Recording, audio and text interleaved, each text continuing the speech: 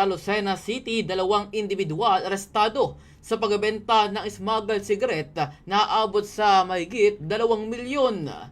Babalita yan ni Patrolman Alvarez. 10 kahon ng sigarilyo na walang tax stamp na sabat sa entrapment operation sa Lucena City, Quezon.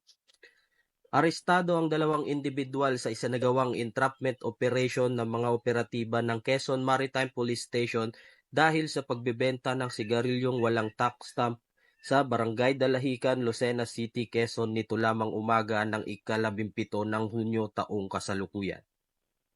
Na-recover mula sa narestong suspects ang 5 kahon ng DNJ cigarettes na naglalaman ng 250 rims na may market value na 2,153,287.50 pesos at 5 kahon ng modern cigarette na naglalaman ng 250 rims na may market value na 2,153,287.50 pesos.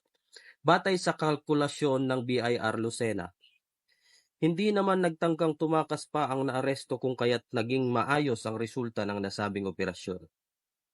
Kasabay naman ng pagkakaaresto ay agad ring binasa at ipinaalam ang kanyang mga karapatan at sinigurong kanya itong naunawaan.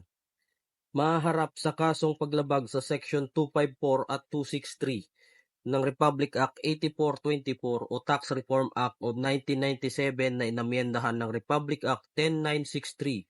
Ang sospek ay kasalukuyang nasa kustodiya ng Quezon Maritime Police Station kasama ang mga nakuhang ebidensya para sa kaukulang disposisyon at investigasyon.